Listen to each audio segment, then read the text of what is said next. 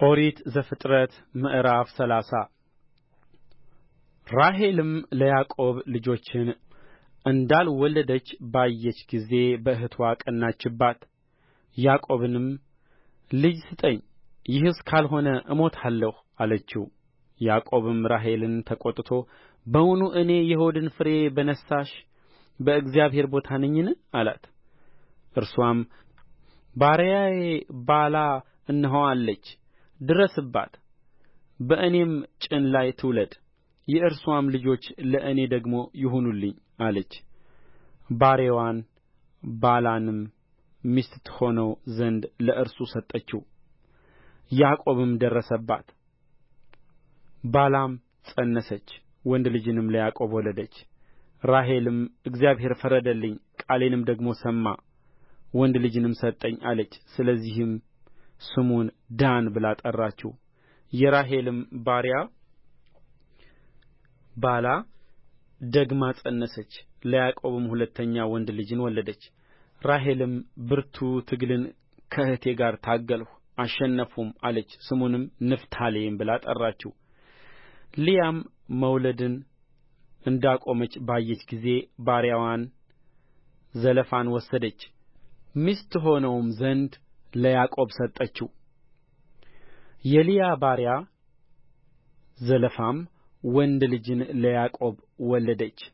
ልያም ጉድ አለች፣ ስሙንም ጋድ ብላ ጠራችው። የልያ ባሪያ ዘለፋም ዳግመኛ ለያዕቆብ ወንድ ልጅን ወለደች። ልያም ደስታ ሆነልኝ፣ ሴቶች ያመሰግኑኛል አለች። ስሙንም አሴር ብላ ጠራችው።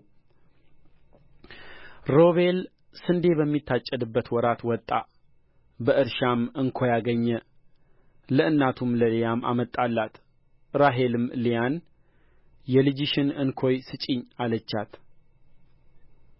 እርስዋም ባሌን መውሰድሽ በውኑ ጥቂት ነገር ነውን? አሁን ደግሞ የልጄን እንኮይ ልትወስጂ ትፈልጊያለሽን? አለቻት። ራሔልም እንኪያስ ስለ ልጅሽ እንኮይ በዚህች ሌሊት ከአንቺ ጋር ይተኛ አለች። ያዕቆብም ሲመሽ ከዱር ገባ። ልያም ልትቀበለው ወጣች፣ እንዲህም አለችው፣ ወደ እኔ ትገባለህ፣ በልጄ እንኮይ በእርግጥ ተከራይቼሃለሁና። በዚያችም ሌሊት ከእርስዋ ጋር ተኛ። እግዚአብሔርም የልያን ጸሎት ሰማ፣ ፀነሰችም፣ አምስተኛ ወንድ ልጅንም ለያዕቆብ ወለደች። ልያም ባሪያዬን ለባሌ ስለ ሰጠሁ እግዚአብሔር ዋጋዬን ሰጠኝ አለች። ስሙንም ይሳኮር ብላ ጠራችው።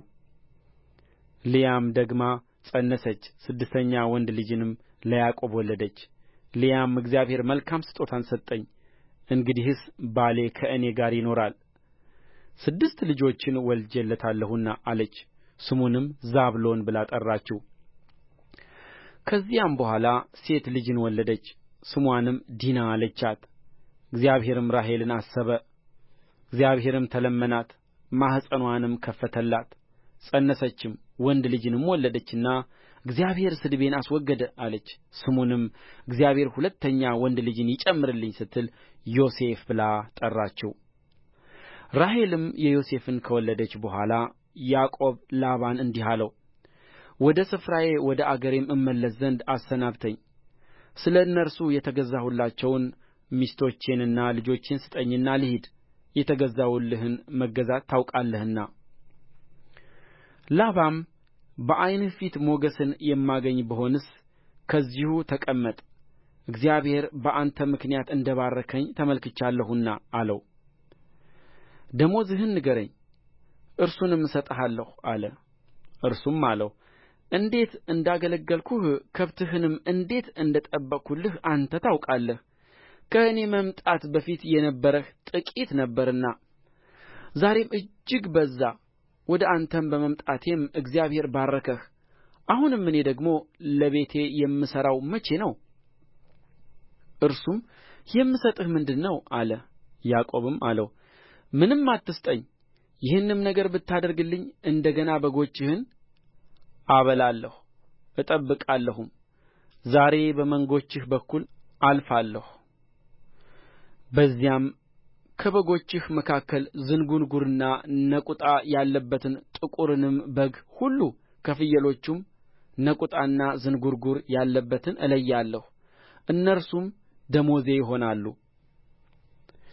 ስለዚህም በፊትህ ያለውን ደመወዜን ለመመልከት በመጣህ ጊዜ ወደ ፊት ጻድቅነቴ ይመሰክርልኛል ከፍየሎች ዝንጕርጕርና ነቁጣ የሌለበት ከበግ ጠቦቶችም ጥቁር ያልሆኑ ሁሉ እርሱ በእኔ ዘንድ ቢገኝ እንደ ተሰረቀ ይቈጠርብኝ ላባም እነሆ እንደ ቃልህ ይሁን አለ በዚያም ቀን ከተባቶቹ ፍየሎች ሽመልመሌ መሳይና ነቁጣ ያለባቸውን ከእንስሶቹም ፍየሎች ዝንጕርጕርና ነቁጣ ያለባቸውን ነጭ ያለበትን ማንኛውንም ሁሉ ከበጎቹም መካከል ጥቁሩን በግ ሁሉ ለይቶ ለልጆቹ ሰጣቸው በእርሱና በያዕቆብ መካከልም የሦስት ቀን መንገድ ያህል አራቃቸው ያዕቆብም የቀሩትን የላባን በጎች ይጠብቅ ነበር ያዕቆብም ልብን ለውዝ ኤርሞን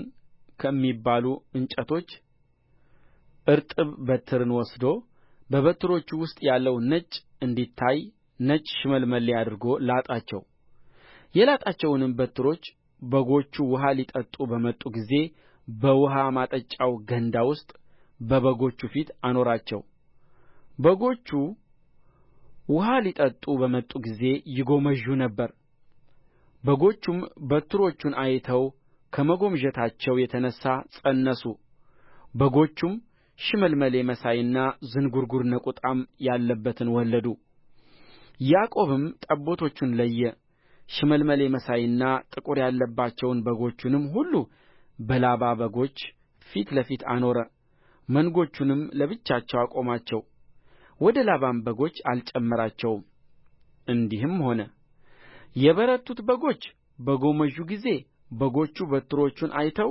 በበትሮቹ አምሳል ይፀንሱ ዘንድ ያዕቆብ በትሮቹን በውኃ ማጠጫው ገንዳ ውስጥ ከበጎቹ ፊት አደረገ በደከሙ በጎችም ፊት በትሩን አያደርገውም ነበር የደከሙትም ለላባ የበረቱትም ለያዕቆብ ሆኑ ያ ሰውም እጅግ ባለጠጋ ሆነ ብዙ ከብትም ሴቶችም ወንዶችም ባሪያዎችም ግመሎችም አህዮችም ሆኑለት